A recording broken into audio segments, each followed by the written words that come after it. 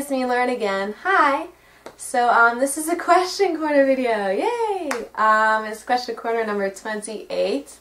I'm going to actually make this video into two parts. Part one will go up this weekend and the other part will go up next weekend, but I'm going to record them both today. Next weekend I'm going to be packing. Right now I really haven't started packing because I don't have like the boxes, but the moving company is supposed to bring me boxes to pack and things into, so I'm gonna wait until then because I mean I don't have like all that much space to like have boxes everywhere. So I really want to spend most of my time packing next weekend, so I want to already have the video, just be able to just upload it at that time. So this video is only part one, so please stay tuned next week to part two. So the question corner is from TheBobagonush. I don't know how to say that, but I probably said it wrong. But anyway, they asked me, what should I bring and what should I leave behind when moving to Japan? So this is kind of like perfect timing for a lot of you who are going to be coming over and starting in April. Because you'll be packing and stuff now, basically, or at least like really starting to consider what you should and shouldn't bring. I actually studied abroad twice during college, so I already knew before coming here to Japan like how to fit my life into 2 suitcases. And it is like the first time when I studied abroad in Scotland, it was a challenge like figuring out like what I should and shouldn't bring. But then when I went and studied abroad in Japan for a month, it was really easy, like just figuring, I already knew like exactly what I would require and what I wouldn't require for that time. So I don't know, I guess it's something that gets better with practice. So if you have studied abroad before, just think about like what you brought that time and what you used and what you didn't use. And that would make it, you know, a lot easier for you.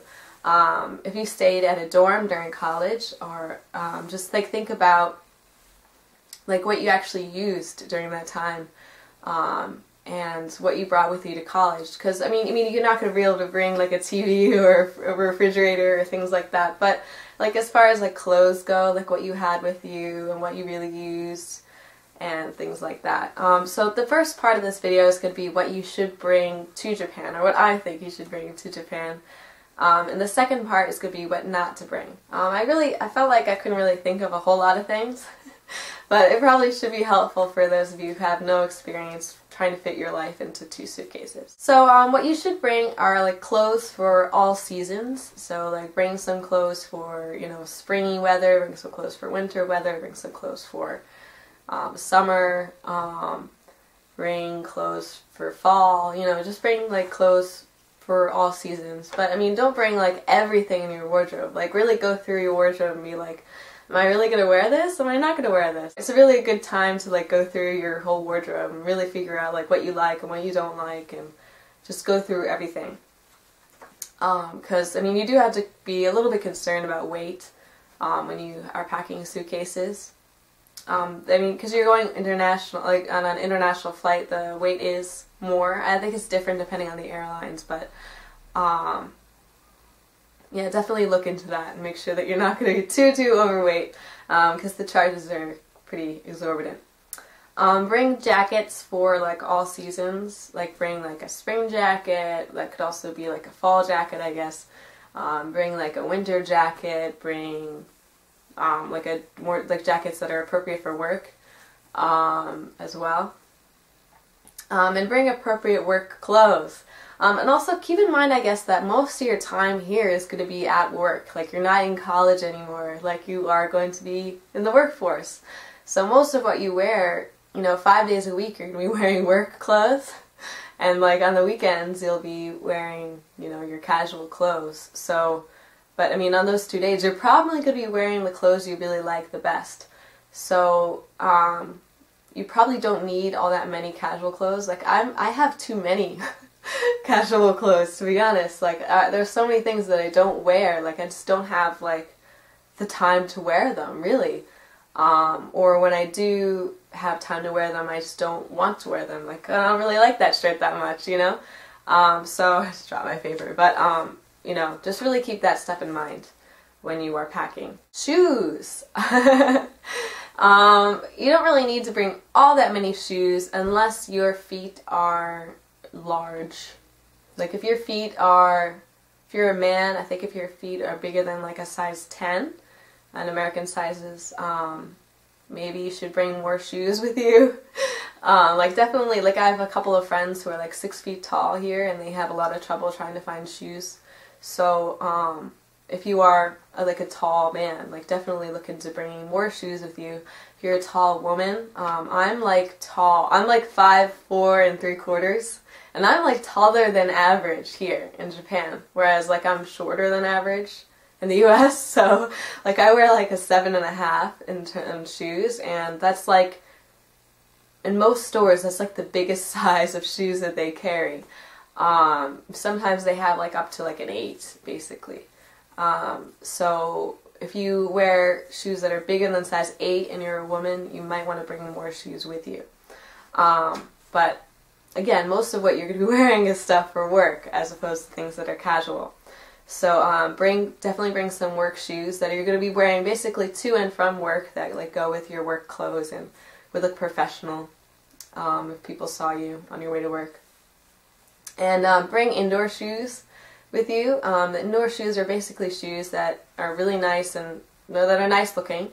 They're not like total crap. Though I have seen like teachers are wearing like really ugly Crocs and stuff, but it doesn't really go with like a suit very well. But if you're okay with that, that's fine. But basically the shoes that they provide you with, like for guests at schools, have like no traction at all. They're basically like really crappy slippers, and so if you want to be able to walk around and go up and down stairs, you probably want to get your own shoes to wear with you. You'll probably have your own shoe cubby, so you could put your indoor shoes there. So bring some indoor shoes that are nice. And casual shoes, you might as well have casual shoes. I have, a pair of sneakers and a couple of other things that I have. And again, just bring more if you have larger feet. And like large isn't like not large for the US, but large for here in Japan. Another thing to bring, I am actually allergic to ibuprofen, so I can't have Advil. And it was actually a big problem for me when I was in the UK. Because basically everything, I had a really bad cold, and basically all of the cold medicine there, except for like one that I finally found, like had ibuprofen in it already, and I was like, oh my god, what am I gonna do? I have a fever and blah blah blah. So like it was a problem. But I mean, Tylenol is totally okay for me, and they do have Tylenol here, and they do have like ibuprofen, like Advil type stuff here as well. But they do not have things like Aleve. Like Aleve is like naproxen, and I believe here you have to have like a prescription or something to have it, so you can bring some with you into the country. So if you do use Aleve or prefer Aleve, or you have an allergy to other medications and you would like Aleve, definitely bring some with you. I have some, like if you can get like the Costco version and bring with you, because it's like a really big container, bring that with you so you don't have to worry about using too much. Another thing, your computer and your charger, and make sure that your charger is okay to be used in Japan. I mean, they should be, but you may or may not need like an adapter plug thing, depending on what country you're from. If you're from the US, as long as it doesn't have the third prong on your like charger thing, and like if the plug doesn't have a third prong on it, then it should be okay, because the outlets here are only 2-pronged, but they're basically the same style and everything as the American plug. But if it does have the third prong, or if it's not the same, like the same 2-prong American style, then you do need like an adapter for it. And bring some software, like computer software, with you, just in case like your computer crashes and you need to like restart everything. And so bring like the operating system, and bring like maybe like a backup of your files, just in case. You never know. Like it would really suck if you had to wait like a couple weeks for your parents to send you like your computer software, if they could even find it in your room or anything. So definitely bring something with you just in case. Just in case, because if you don't bring it, you'll probably have a problem. Because that's just the way life goes. Bring enough money with you to pay for your apartment down payment, and to furnish your apartment and survive until your first paycheck. And I get this question a lot, like all the time. I get this question all the time, and it's like really frustrating to answer it because it's like I get this question all the time. And basically I would say bring at least $2,500. Like $3,000 would be really good. If you could bring more than that, that's even better. But basically your apartment down payment will be at least $1,000, like depending on your apartment or where you live. I mean, some companies, maybe you'd be really lucky and you don't have to have a down payment on your apartment. Like if your company has like a particular room that they want you to live in, that they own, you probably don't have to pay that. You might have to pay like other things like a security deposit or like a cleaning fee or something like that. I don't know, but definitely ask your company about that if that is your situation. But for most of you, you're going to have a down payment. And also you're going to be moving into an apartment that doesn't have really much of anything. If you live in a Leo Palace, you'll definitely have a washer, a refrigerator, a microwave, and a TV. But other than that, you're not really going to have anything. You know, you're not going to have a futon, you're not going to have plates or dishes or a rice cooker or anything else that you would require to really live or survive, you know. You're not going to have any shampoo, you're not going to have any food in the refrigerator. If you don't live in a Leo Palace, if you're not going to be living in a Leo Palace, there's a good chance that you're not going to have a refrigerator, a washer, a microwave, and a TV already there. You might have to buy those yourself. In that case, definitely bring more money with you, or maybe even like ask your company if you could possibly rent that stuff from them or something. I don't know, but definitely look into that because it would totally suck if you had to buy all that stuff yourself. And like, I don't know, it's really, really expensive to buy all that stuff. Next, if you take like vitamins or supplements and stuff, bring enough with you to last at least a month. 2 months is probably really good. I brought 2 months worth when I came. Like I have chronic dry eyes, so I take fish oil pills for that. So I brought some fish oil pills for 2 months basically, and I take multivitamins because I don't really eat very well. So I bring multivitamins and So I take multivitamins, and I brought calcium pills because I am lactose intolerant, so I don't get my calcium from milk. So I really need extra calcium. So I brought enough of that for 2 months. And I now can find that stuff in Japan really easily, but it's probably better just to have it with you, and so you don't have to worry about getting it. And it'll give you enough time to find a good pharmacy that you can buy that stuff in. Also, bring stuff that you can use to introduce yourself to your students. So bring, like, if you're from America, bring an American flag, or for UK, bring the British flag, you know? Like, bring something that represents your country. Like, I also brought, like, some stickers that had, like, American flags on them, so if you could find stuff like that, those are really, really great prizes for introduction lessons.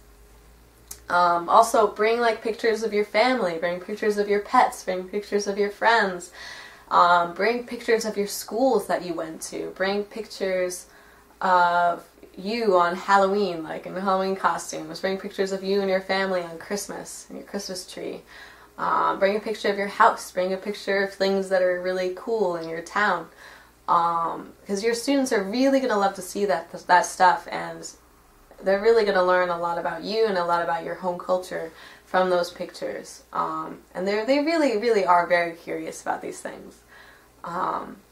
And yeah, and I mean, like for me, like I didn't originally bring like the pictures from Halloween, but for my Halloween lesson I was like, Mom, can you please like scan and email these pictures to me? And she did, but it would have been really nice if I already had them and I didn't have to worry. So if there are like really cool holiday traditions that you have in your home country, bring some pictures of those. Next, it's just good to bring like a roll of toilet paper, because that's not going to be there when you first get to your apartment. So it's really good, just if you really had to pee or something, like just to already have a roll of toilet paper with you, and you don't have to worry about it. That was a recommendation from one of the Japanese teachers I worked with for my first contract here. He's like, bring a roll of toilet paper with you when you go to your next apartment. I'm like, okay. But I think it's a good idea. It's smart. Hangers. If you have things that are going to be like, it's like necessary for them to be hung up right away. Let's say like a suit or like really nice dress shirts or things like that like you can't just have like laying on the floor for a few days. Bring a couple of hangers for those so you can just immediately hang them up and you don't have to worry about them, and if you have to wear them to work you can already look nice and dressed up nicely and everything, so not everything is all wrinkled and stuff. So only bring enough for those that you need to hang up immediately, because you can get hangers really cheaply at the 100-yen store, but that might not be something that you go to the first day that you move into your apartment. So it's nice just to already have a couple of those things with you. I brought sticky tack with me so I could hang up posters and stuff, and if that's something that you like to do in your apartments, then maybe you should bring some sticky tack with you.